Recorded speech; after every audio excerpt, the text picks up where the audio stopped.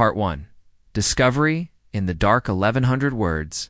Captain Rhys Fano had seen many strange things during his time in space. He had fought pirates, explored ancient wrecks, and even survived a supernova shockwave once. But he always told himself that there was one rule he never forgot: avoid anomalies. Anomalies meant unknowns, and unknowns in deep space usually led to death.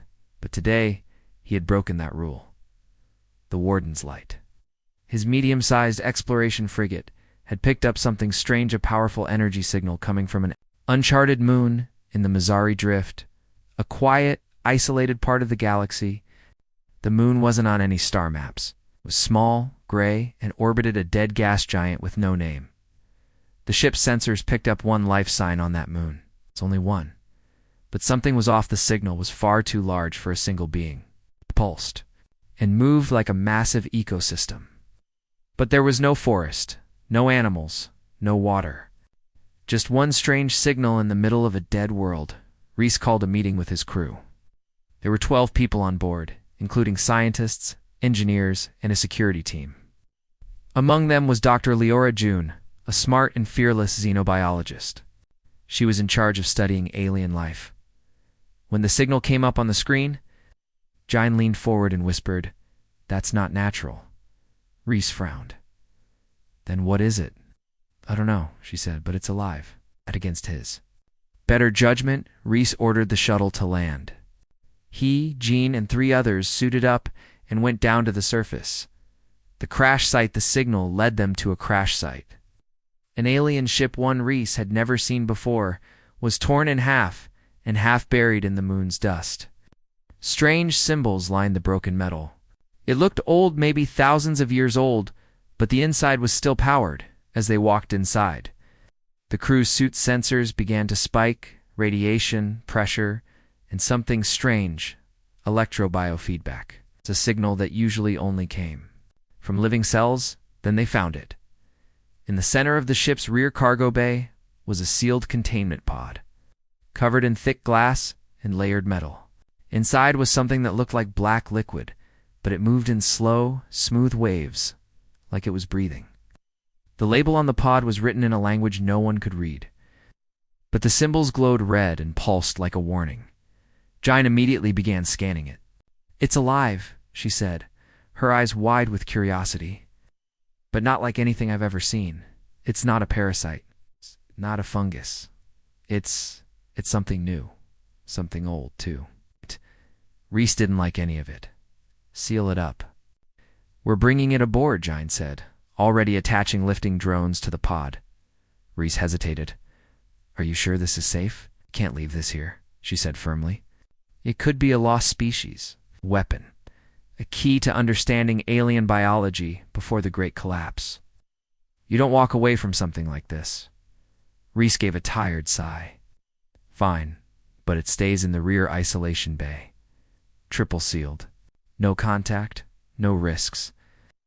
They returned to the ship and locked the pod in the farthest chamber at the back of the ship. The bay had 3 layers of blast doors, airlocks, atmosphere shields, and 24/7 cameras. It was built to hold the most dangerous materials just in case. Still, Rhys felt uneasy. Strange feelings back on the bridge. Rhys sat in his chair watching the stars outside. The Warden's Light left the moon behind and began its journey back to human space. It would take them 2 weeks to reach a relay station. Rhys figured they'd spend that time scanning and studying the thing they brought aboard. But in his gut, it felt wrong. Something about that black liquid didn't sit right with him. It had no bones, no eyes, no mouth. It seemed to move like it understood it was being watched. It didn't just float, it reacted. Later that night, Rhys reviewed the security footage. He saw the black liquid slowly shifting inside the pod, pressing gently against the glass. The sensors showed tiny changes in temperature and movement. No escape attempt, but activity. He checked the air pressure in the isolation bay. Normal radiation. Levels. Normal audio logs. He froze. There was a low hum, barely audible. Like someone whispering far away in a tunnel, Rhys leaned closer, It wasn't a voice. Not exactly. It was more like a rhythm, a pulse, like a heart beating through static. Jane's obsession. The next morning, Dr. Jane asked Reese for full access to the isolation bay's monitoring system. She wanted constant data. Temperature shifts, chemical reactions, even the energy use of the pod's internal shielding. This thing is reacting, she explained. When I got close to the pod back on the moon, it moved. And now it's showing signs of mimicking its environment. It's adapting. It might be thinking. Reese blinked. Thinking. You mean it's intelligent? I don't know yet, she admitted. But I think it can learn. It might not be like Usno language. No brain, but it's alive in ways we've never studied. Reese didn't like the sound of that. But he allowed Itaz. Long as no one touched the pod or entered the isolation chamber, something begins over the next 2 days. Nothing major happened. The crew carried on with normal duties. But Reese kept feeling like something was off, like the walls had grown colder, like the lights flickered more often near the back of the ship. On the third day, an automated cleaning drone entered the isolation bay to scrub the floor. Standard maintenance. 10 minutes later, it vanished from the system when they checked. They found the drone melted into the floor, as if it had dissolved. No alarm had gone off. The pod appeared undamaged. Reese stared at the footage. Why didn't the system alert us? Jane shrugged, though her eyes were locked on the pod. Maybe it didn't trigger a breach. Maybe it's learning to avoid detection. That's when Reese knew. They hadn't just brought something aboard. They had invited it. End of part 1. Part 2. Signs and Whispers, 1100 words. It had only been 3 days since the crew brought the black organism on board. Everything on the ship was starting to feel ... Wrong talk, Captain. Reese Vano stood in the command center of the Warden's Light, staring at the security feeds. The cameras that watched the isolation bath, a sealed room where the black organism was kept, had started glitching. The video would freeze. Sometimes the screen would go completely black. Other times, there were strange shapes, blurry shadows that moved for a second and then vanished. Reese called in Chief Engineer Toma, who checked the systems twice. There's nothing wrong with the hardware, Toma said. Power levels are steady. Connections are clean. Whatever's causing this sits not from us. Reese narrowed his eyes. Then it's coming from that ... thing. Melted metal. Ow. No alarm. Things got worse. One of the small maintenance drones was sent into the isolation bay to inspect the floor again, just to be safe after the last incident. 10 minutes later, they found it completely destroyed, not broken, not crushed, melted as if it had been dipped in acid and then fused with the ship's metal floor. Its parts had warped into strange shapes. There were no warnings, no alerts from the isolation systems, no sign that the containment field had been breached. Reese stared at the feed, disturbed. How did this happen? He asked. Dr. Leora June, the xenobiologist who had insisted they bring the creature aboard, was already looking at the footage. Her voice was calm, but her eyes gleamed with a strange excitement. I think it's learning how to avoid being detected, she said. It didn't trigger the sensors because it didn't do anything violent. It simply dissolved the drone without touching the outer field. You think it's aware of the containment field? Reese asked. I think it's aware of us. Gin's growing obsession over the next day. Gin became more obsessed. She spent hours outside the isolation chamber watching the creature. She took notes, recorded every movement, and compared data from every sensor. She even stopped sleeping. One night, Reese found her sitting on the floor outside the bay, staring at the thick glass window that separated the ship from the black organism when he walked up. She didn't even look at him. She just whispered, "It's adapting. It's intelligent. It can mimic vibrations. I think it knows our heartbeat patterns." Reese stepped closer. You mean ... it can copy us? Yes, Giant said softly, and I think it's trying to communicate. I've been listening to the low-frequency hum it creates. It's not random. It follows a pattern like a language. Reese felt cold. So what does it want? Giant finally turned her head and looked at him with a strange smile. It wants to learn. The first human victim later that same day, something terrible happened. Crewman Pavel, a janitor responsible for cleaning the lower decks near the isolation bay, suddenly collapsed in the mess hall. He'd been fine just 10 minutes earlier, laughing and eating lunch. Now he was lying on the ground, twitching. Reese and 2 others rushed to help. But when they got close, they froze in horror. Pavel's eyes had turned pitch black. His skin had gone pale. His veins looked like dark wires crawling. Under his flesh, he tried to speak, but only gurgled noises came out. Then black foam began to leak from his mouth. His body went still. Dead. Dr. Jean ran tests immediately. "There's no virus," she said. "No bacteria. Nothing alive inside him, except trace bits of the same cellular structure found in the end." "Organism?" Reese stared at her. "You mean it infected him?" "I don't know how. He never entered the bay. He only cleaned the nearby hallways. There was no breach, no contact." "Then it's spreading," Reese said quietly, "without touching anyone." "Lockdown begins." Reese didn't wait. He ordered a lockdown of the back section of the ship. One was allowed within 20 meters of the isolation bay, sealed the lab, locked the lower maintenance corridors, and posted guards at the main entrance to the deck. But the fear had already started to grow among the crew. Pavel's death shook everyone. It wasn't just the way he died, it was how fast it happened, how little they understood about what killed him. Rumors started. Some believed the organism had released spores into the air. Others thought it was using mind control, that it could influence thoughts and actions. A few believed that it wasn't even alive. But something older and far beyond human science, Jine, becomes a problem. Jine didn't take the lockdown well. She begged Reese to let her back in to study the organism. "We're losing the chance of a lifetime," she said. "This creature is the most advanced life form ever found. It could answer questions we've had for centuries. It might even be a survivor of the last galaxy-wide extinction." Reese shook his head. "One man is already dead. Psst, I'm not risking the crew." "You're cut off." Jane's expression darkened. "You don't understand. This thing, ... it's not evil. It's not dangerous in the way you think. It's simply different. It's showing me things, patterns, structures I've never imagined. I think it's showing me a new form of life." "You sound like it's talking to you," Reese said carefully.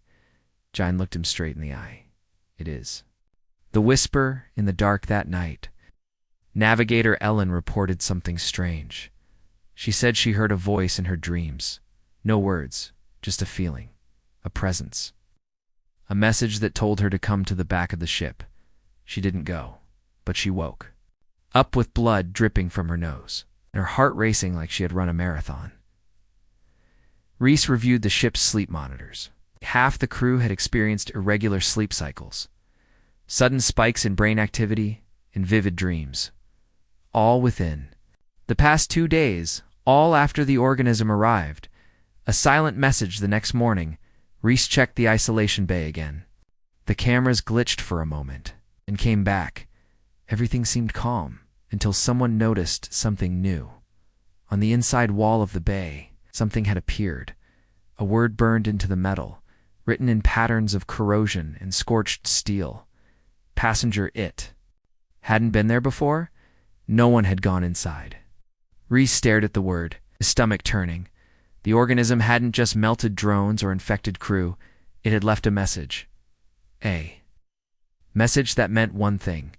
It knew it was on a ship, and it had no intention of staying locked up. End of Part 2. Part 3. The silence before 1100 words. Captain Reese Vano had seen many dangers in space, but nothing like this.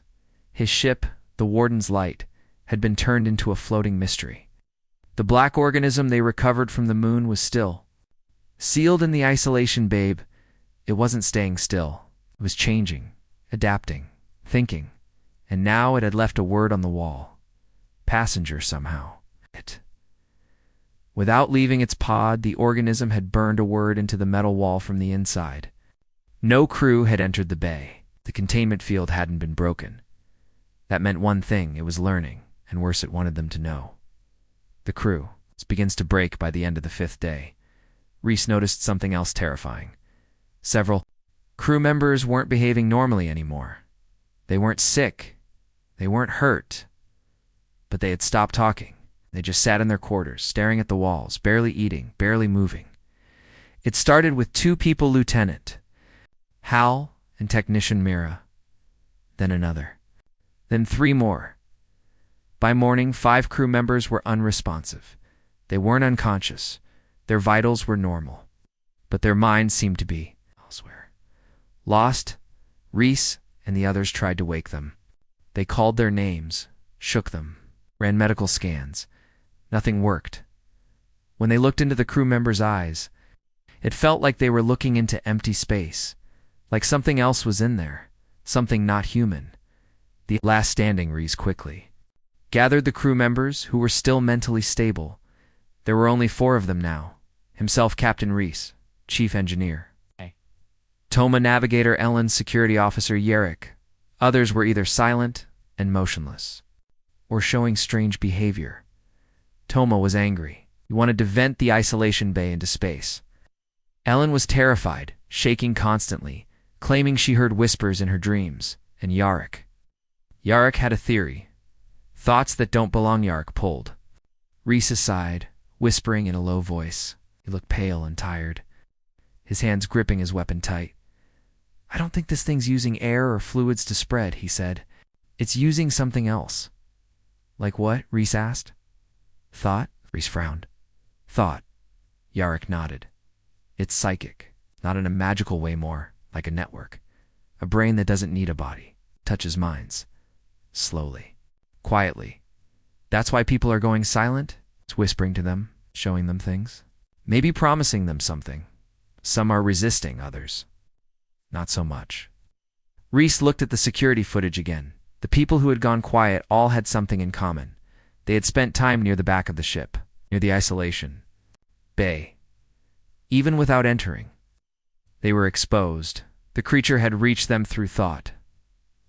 Dr. Gein's transformation, one person, however, wasn't silent.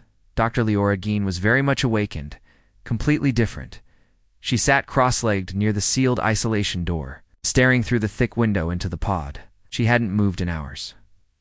Reese and Yarrick approached her slowly. She looked up at them with a peaceful smile. "It's showing me a better way," she said calmly. "It's not trying to harm us. It's helping."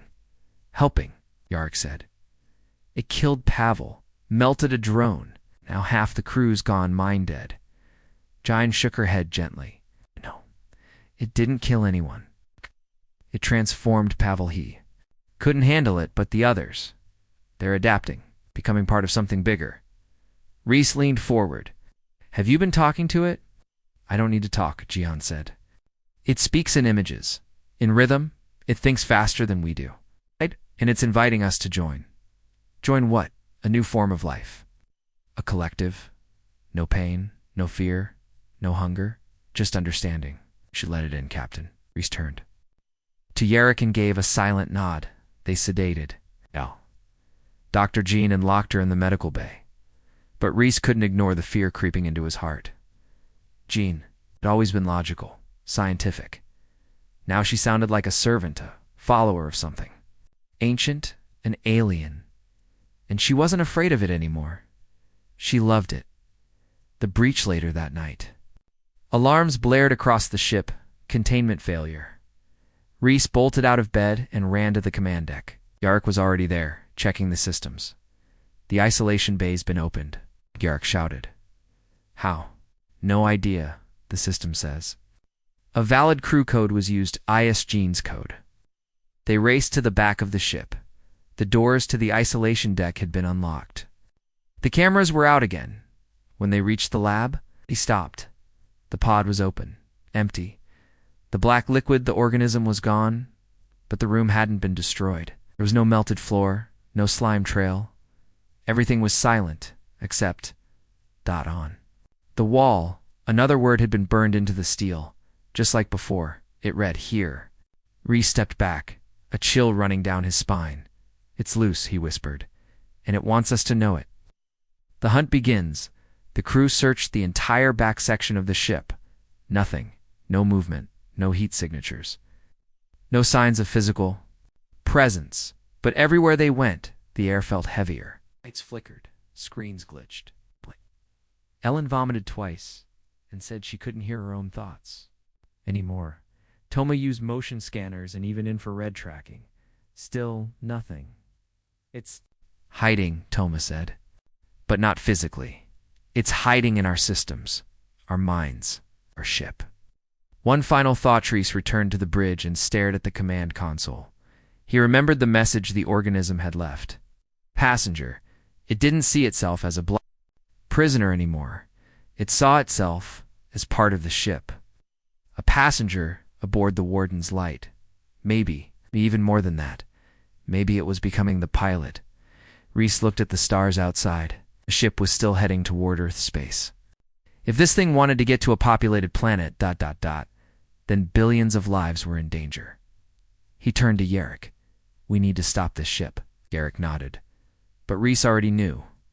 They were no longer alone on board, and the deadliest organism ever discovered had already begun to move. End of Part 3. Part 4.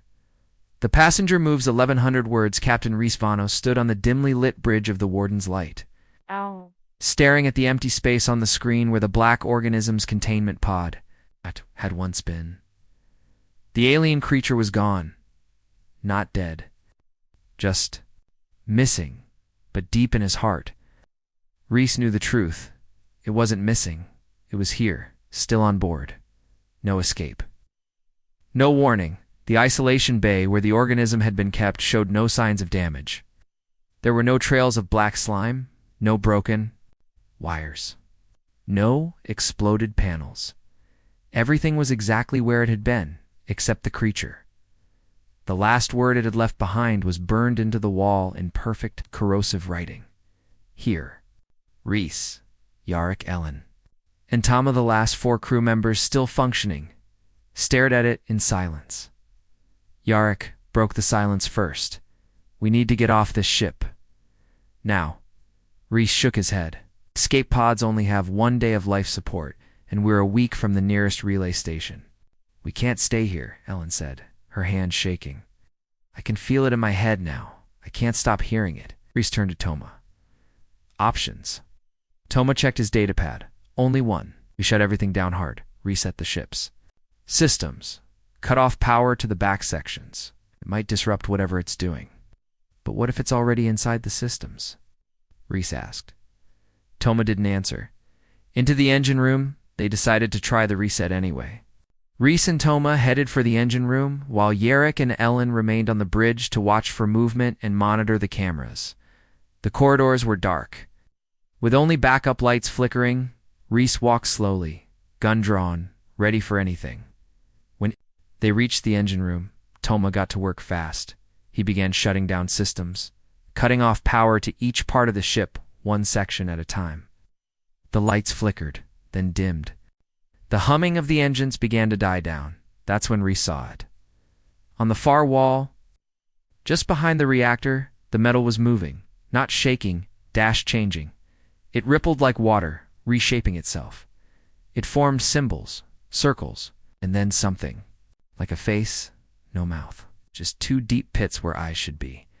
And it stared at them. Toma gasped and stepped back. It's inside the walls. Reese fired his weapon, but the blast only left a black scorch mark. The face faded back into smooth metal. It speaks through screens back on the bridge. Ellen screamed, Reese. It's on the monitors. Reese and Toma ran back, heart pounding. When they arrived, they saw it too. Every screen on the bridge navigation, systems, even the star charts, was filled with the same image. Reese's own face.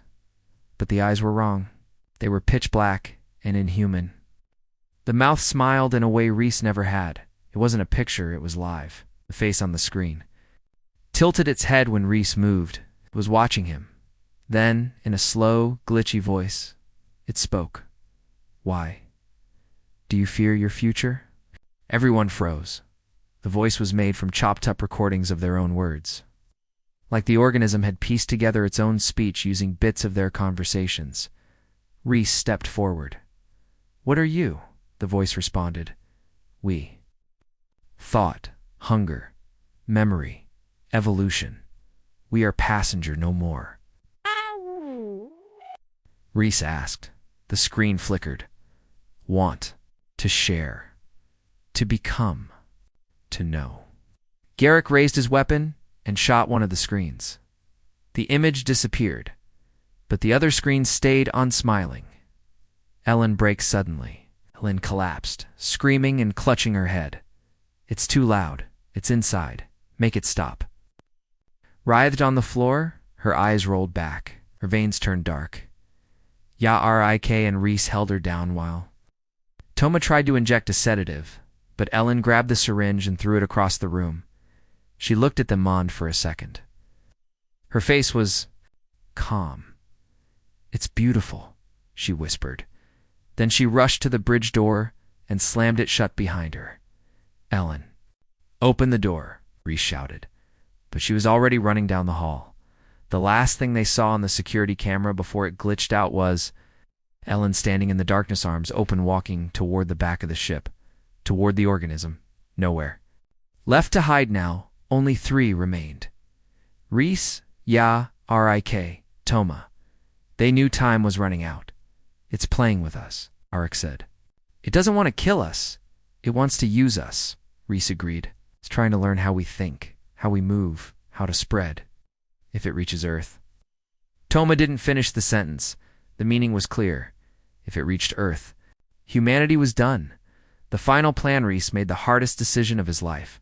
They couldn't destroy the organism directly, but they could destroy the ship. He would disable the navigation system, send the ship veering off course into deep space, and then initiate self-destruct. Toma began the process, using manual override codes. Yorick stood guard, gun raised, watching. The screens carefully. The ship shook once. Then again lights flickered violently. A cold wind rushed through the halls. "Even though there was no open airlock, it knows," Reese said. "It's trying to stop us," Toma muttered. Then one by one, systems started to come back online without their command. The creature was fighting back. It had learned how to use the ship. The AI was compromised. A soft voice suddenly spoke from the speakers. It was the ship's AI voice, but altered, slower, deeper. "Welcome, Captain Vano. Where shall we go today?" Reese stared at the console. "Shut up," he whispered. "I would like to see your home," the voice replied. "Shall we head for Earth?" Reese shouted, "Toma, I'll kill the AI." Toma slammed the emergency purge. Sparks flew. The screens went black. The voice stopped. For a moment, there was silence. Reese's last message with the AI disabled and most of the systems failing. Reese knew what he had to do. He ran to the emergency communications console. It still had enough power to send one burst transmission. He recorded his voice quickly. "This is Captain Reese Vano of the Warden's Light. We've encountered a hostile organism. It is intelligent. It has infiltrated this ship. Contact. If we reach Earth, it will be the end. Out. Do not let us land. I repeat, do not let us land." He sent the message into deep space, aimed at the nearest listening post near Tau Ceti. Then he turned to the others. "We've done all we can. The organism has won this round." They moved to the emergency escape pod, just one left. Enough for one person. Reese looked at Yarik and Toma. "I'll go," he said. "I'll draw it away. You to set the ship to self-destruct." Toma refused. "You're the captain. You stay. I'll do it." Yarik just nodded. "One of us has to live." Reese stepped into the pod, sealed the door, and launched into space. As the pod floated away, he watched through the tiny window as the Warden's light drifted, silent and empty, except for the one thing still moving inside the organism. It had no name, no shape, but it was alive, it was aware, and it had tasted humanity. End of Part 4. Part 5. Humanity's Final Defense. 1100 words. The escape pod drifted silently through space. Inside, Captain Reese Vano sat alone, staring at the dark shape of his ship, the Warden's light growing smaller in the distance. His heart felt heavy. Everything had gone wrong. What started as a simple research mission had turned into a nightmare. The black alien organism discovered on a dead moon was no longer a mystery. It was alive. It was learning, and now it was free. Rhys didn't know if anyone else had survived. Reek and Toma had stayed behind to try and stop it. Maybe they were still fighting. Or maybe the organism had already taken them just like it took Ellen. Gyne and most of the crew, all Rhys could do now was warn Earth. Drifting in silence, the pod was cramped and cold. It had enough oxygen and power to last 1 day, maybe 2 if he rationed it. He kept replaying his last message over and over in his mind. Do not let us land. The organism is adaptive, intelligent. I am no longer in full command. He had aimed the message at a deep space listening post near Tau Ceti, hoping anyone would hear it. Maybe Earth's defense forces would get the signal. Maybe they'd realize what was coming. Or maybe it was already too late. Memories and regret sat with his head. Leaning against the pod wall, he thought about the crew. He thought about Gyne, who had once been one of the smartest scientists he'd ever met, before she fell under the creature's influence. She had called it beautiful, had welcomed it into her mind. He remembered Ellen, who had screamed. It was inside her head before walking into the darkness. He remembered Yarrick, who had stood guard to the very end, even when the ship's screens showed. Rhys's own face with alien eyes, and Toma, who tried to fight the creature by cutting power and sabotaging the ship's systems. They had all done their best, but it wasn't enough. The final glimpse from the window of the pod. Rhys saw the wardens. Light began to glow faintly. The ship was drifting toward deep space, but something strange was happening. The metal of the hull shimmered, like it was melting and rebuilding itself, as if the ship was being reshaped. It didn't look like a human ship anymore.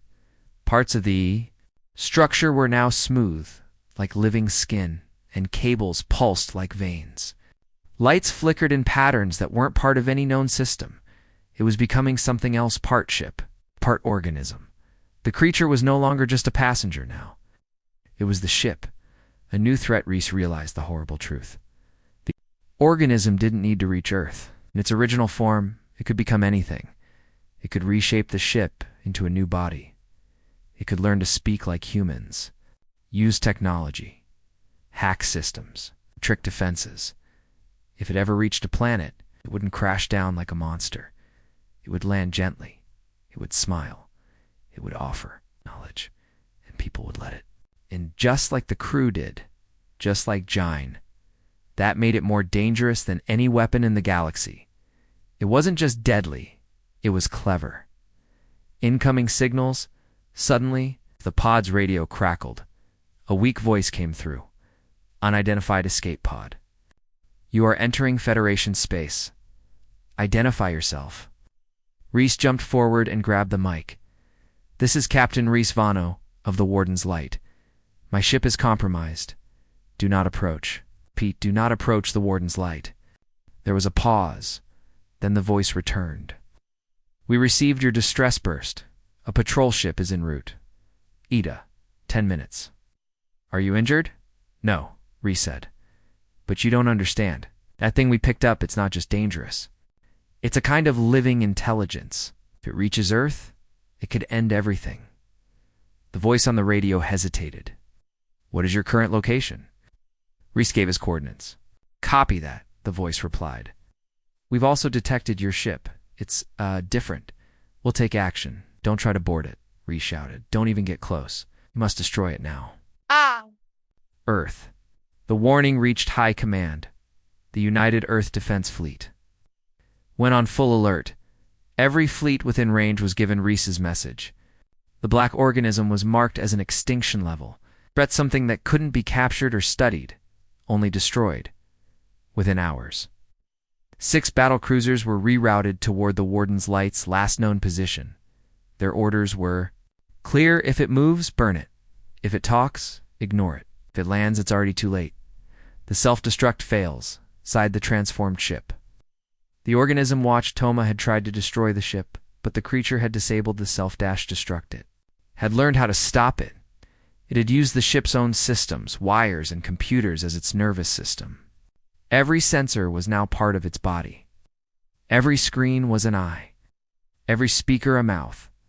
And somewhere in the dark center of the ship, the remains of the crew floated, not dead, but changed. They were still there, still breathing, still part of it, eh? Faint hope as the patrol ship approached the escape pod. Reese looked at the stars and whispered a quiet prayer. I hope someone listens. He didn't know if they would destroy the warden's light in time. Maybe the fleet would stop it, or maybe it would find another way, another signal, another ship, another crack to slip through. But at least now, humanity knew they had been warned. The last transmission Reese sent one last message to Earth before his pod was picked up. The organism we found isn't just alive. It learns. It adapts. It waits. It doesn't need ships or weapons. It only needs a way in. Keep it out, or we lose everything. Epilogue. A quiet arrival 3 months later. Wow. A small cargo shuttle near the outer rim of Earth's territory received an unknown transmission. It was quiet. Simple. No words. Just a gentle pulse. Like a heartbeat. The crew scanned it and found nothing dangerous. Must be a system glitch, the pilot said. But deep inside the ship's data logs, something began to move. Just a small ripple. A passenger waiting, watching, smiling. End of part 5.